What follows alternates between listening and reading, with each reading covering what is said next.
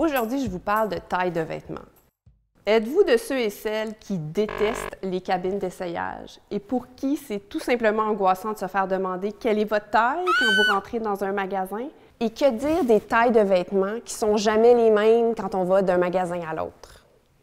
Ce qu'on sait en fait, c'est que la moitié des femmes, puis je suis sûre qu'il y a des hommes aussi, sont fâchés de constater que la taille de vêtements qu'ils portent n'est pas vraiment la taille de vêtements qu'ils souhaitent porter. C'est une femme sur 4 qui aurait déjà menti sur sa taille de vêtements et une femme sur 5 qui a tout simplement honte d'aller magasiner. Puis ça, c'est sans parler de toutes les autres personnes qui ne trouvent juste pas leur taille de vêtements dans les magasins. Comment on explique ça?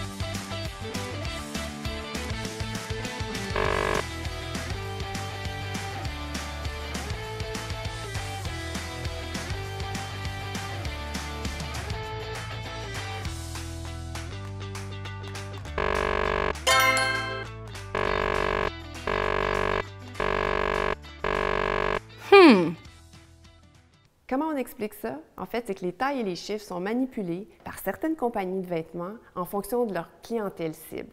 Ça, c'est ce qu'on appelle le vanity sizing. Vous avez peut-être remarqué depuis quelques années qu'il y a certains magasins de vêtements qui ont diminué leur taille. Donc, un 14 devient un 12, un 8 devient un 6. Et ces compagnies-là pensent en fait que la clientèle va aimer mieux aller s'habiller dans un magasin où théoriquement ils portent plus petit. Donc, va aller magasiner davantage à leur magasin. Trouvez-vous que ça fait un peu manipulation? Je sais pas. Ce qu'on veut, ultimement, c'est que tout le monde puisse s'habiller dans des vêtements confortables. Et on aimerait ça si vous pouviez nous écrire pour nous dire quelle marque de vêtements vous trouvez inclusive, pour qu'on passe le mot.